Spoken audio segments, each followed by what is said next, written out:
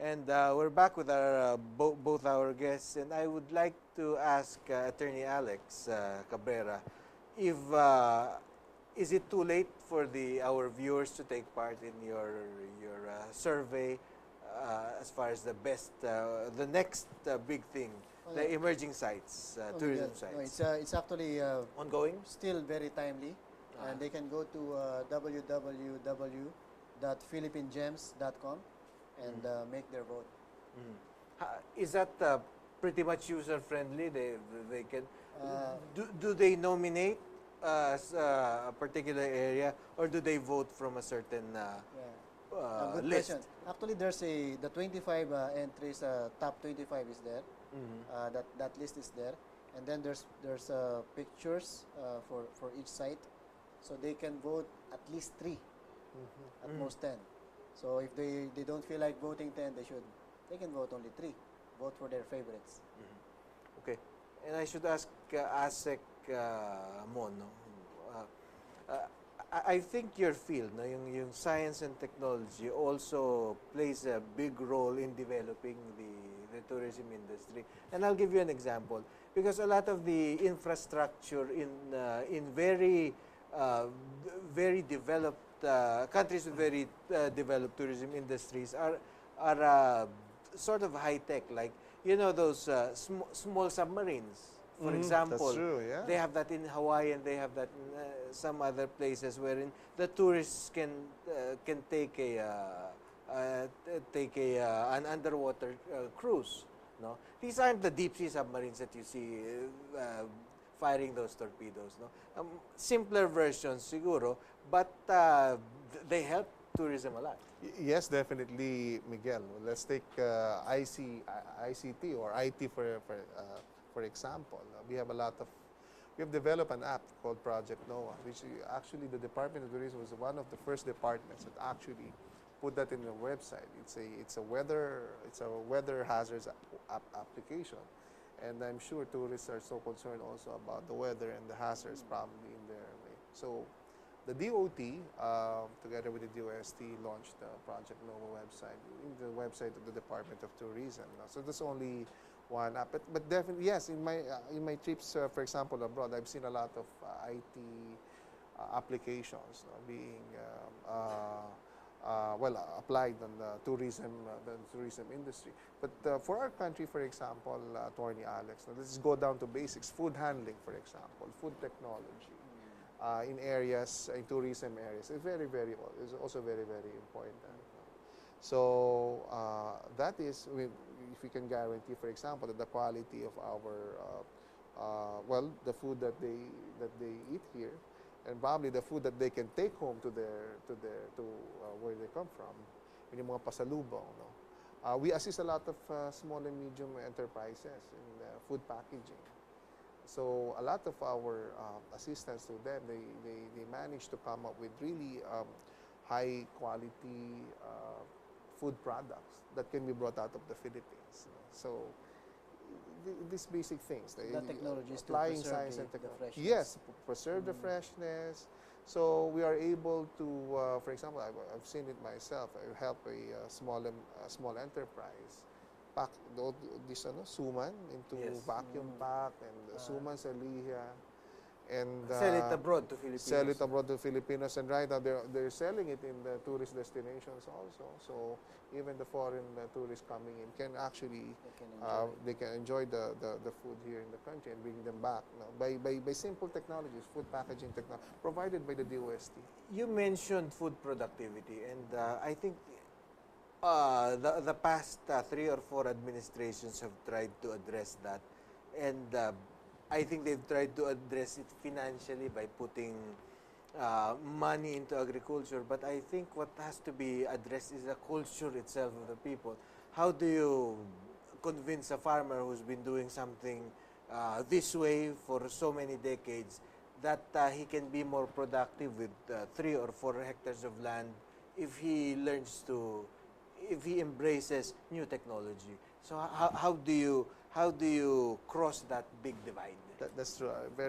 Your concern is very, very valid, and a lot of things have to work for that to happen. Meaning, for us to convince the farmers to take up the suggested technology, for example. No? But I guess nothing beats success. No? So when they see, for example, that a particular technology is actually beneficial, or see it for themselves, that this particular approach will actually yield better. No? Okay, from Then, our the chances that the farmers would adopt a particular technology or particular technique would be higher. So we're approaching it per commodity. are they receptive? Um, But I'm sure there's resistance.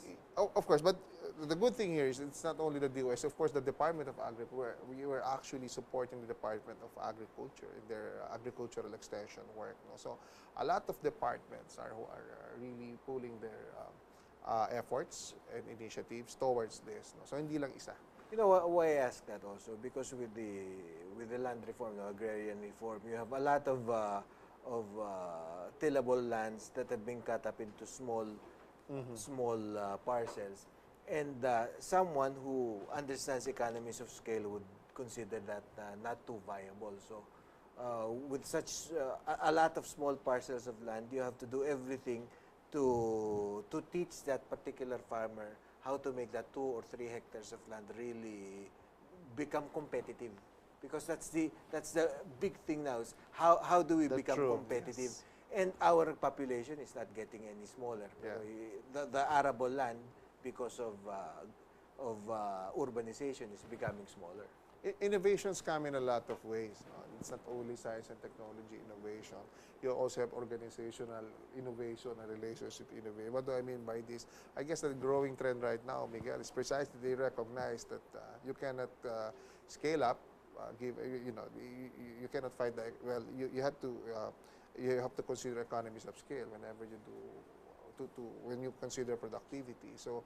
I believe the ARC communities, the agrarian reform communities, are being organized now into bigger groups. So Because they finally realize that yes, that appeasing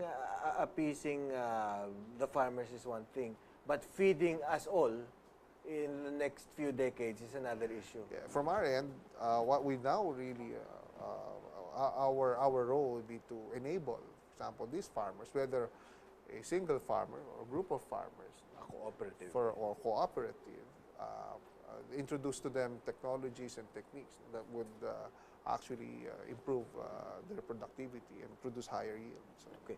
Attorney Alex, your initiative necessarily brings you closer to the rural areas. What are your observations? I mean, are they receptive to new business models?